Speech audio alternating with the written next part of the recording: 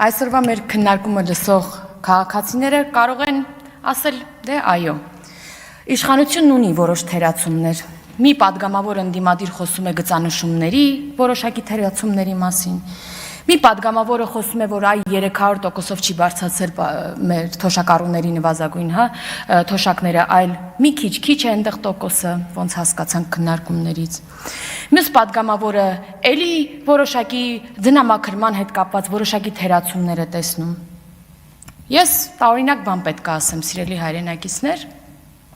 ուզում եմ այսօր արձանագրեմ մեր ընդդիմության, մեր գործիչների պրոգրեսը, որովհետև սա այն падգամավորներն են, որոնք 5 տարի է հրատապ փրկում են հայրենիքը,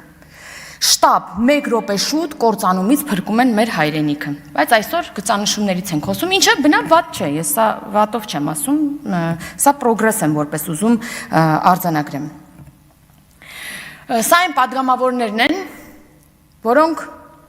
5 ամիս է վերջին ամեն օր մտնում են մեր տները, ձեր տները, հեռախոսների միջոցով, հեռուստատեսության միջոցով ու ասում են հույսները կտրեք Հայաստանից։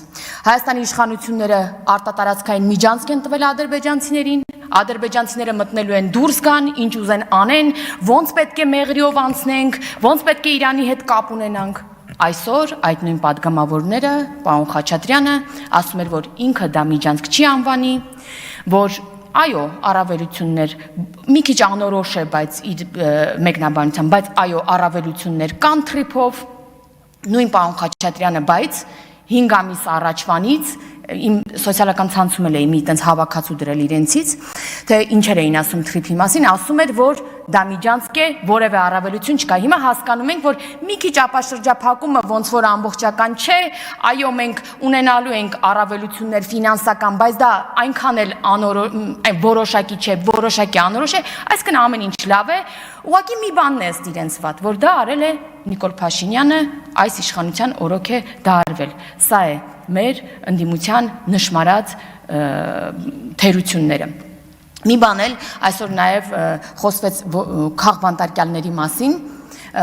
հիշում եք, որ ասացի հայրենիքը շտապ փրկել եւ այլն, ուրեմն ում դուռը